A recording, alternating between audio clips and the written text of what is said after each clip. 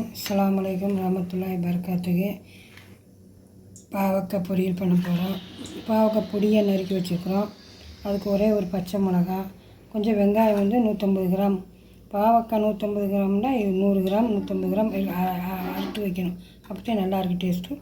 கொஞ்சம் பூண்டு பேஸ்ட்டு, கருவேப்பிலை, இதில் மல்லித்தூள், மிளகாத்தூள், சோம்புத்தூள், சீரக மிளகுத்தூள், மஞ்சத்தூள். வாங்க வீடியோக்குள்ள போகலாம். எண்ணெயை ஊற்றி காய வச்சுருக்கோம். கருவேப்பிலை போட்டு கடுகுலாம் போட வேண்டியதில்லை. கருவேப்பிலை போட்டு வெங்காயம் போட்டு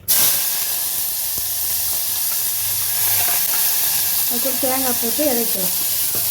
கடைசியாக போடும்போது காட்டணும். வெங்காயத்தை வணங்கட்டும், அதுதான் நல்லாயிருக்கும். பச்சை மிளகாய் கீரி போட்டுக்கலாம். ஒன்று மிளகாத்தூள் போட்டுக்கிறதுனால காரமாக இருக்கும். சும்மா ஒன்று இந்த டேஸ்ட்டுக்கு.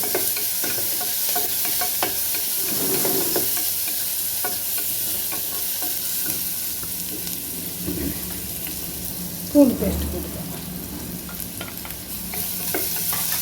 பூண்டு பேஸ்ட் நல்லா டேஸ்ட்டாக இருக்கும். அதனால் பூண்டு பேஸ்ட். ஆனால் கடுகுலாம் போடலை தாளிக்கிறதுக்கு. பாவக்காய் போட்டுக்கலாம். பாவக்காய் நல்லது உடம்புக்கு. இப்படி பொரியல் சாப்பிடாதவங்களுக்கு இப்படி பொரியல் பண்ணிக்கிட்டு சாப்பிடுவாங்க.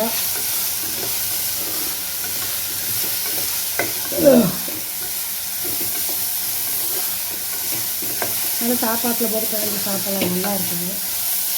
சாம்பார் சாதத்துக்கு தொட்டுக்கிறதுக்கும் நல்லா இருக்கும். இந்த பொடியெல்லாம் மிளகாத்தூள், மல்லித்தூள், மஞ்சத்தூள், ஜீரக மிளகுத்தூள், சோம்புத்தூள் போட்டுக்கலாம்.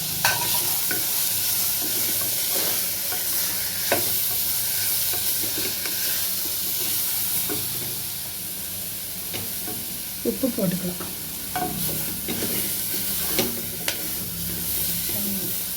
தண்ணி ஒரு டம்ளர் ஊற்றிக்கலாம். போதும். இதுலேயே ஒரு விசில் வந்துச்சுன்னா நல்லா வெந்திருக்கு. சட்டிலையும் வேக வைக்கலாம். நம்ம இப்போ அர்ஜெண்ட்டாக இருக்குன்னா ஒரு விசில் வச்சு வேக வச்சு எடுத்துக்கலாம். காலையில் நேரம் அவசரத்துக்கு வேலைக்கு போகிறவங்களுக்கு இப்படி செஞ்சால் நல்லாயிருக்கும். அது விசில் வச்சு ஒரே ஒரு விசில் வெந்துடும் பாவக்காய்.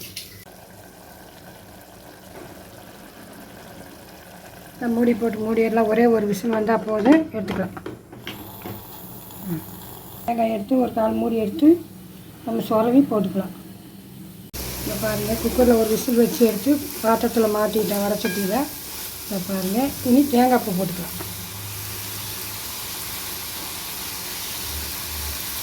முட்டை போடலாம். இல்லைன்னா தேங்காய் பூ போட்டு கொஞ்சம் ஜாஸ்தி தேங்காய் பூ போட்டு சாப்பிட்டா கசப்பு தன்மை இல்லாமல் சாப்பிட்டுக்குவாங்க.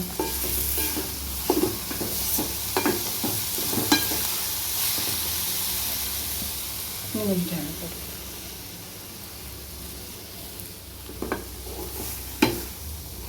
பாருங்கள். நல்லா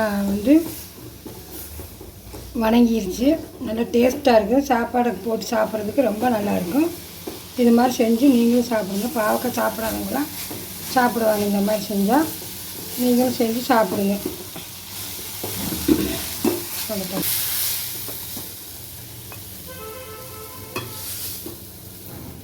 நல்லாயிருக்கும். பாவக்காய் சாப்பிடாதவங்க பூரா சாப்பிடுவாங்க. பெரியவங்க சின்னவங்க வரைக்கும்.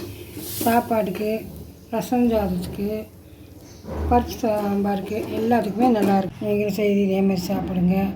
செஞ்சுட்டு கமெண்ட் பண்ணுங்கள், ஷேர் பண்ணுங்கள், சப்ஸ்கிரைப் பண்ணுங்கள், லைக் பண்ணுங்கள், கமெண்ட் பண்ணுங்கள். அஸ்ஸலாமு அலைக்கும் வரஹ்மத்துல்லாஹி வபரகாத்துஹு.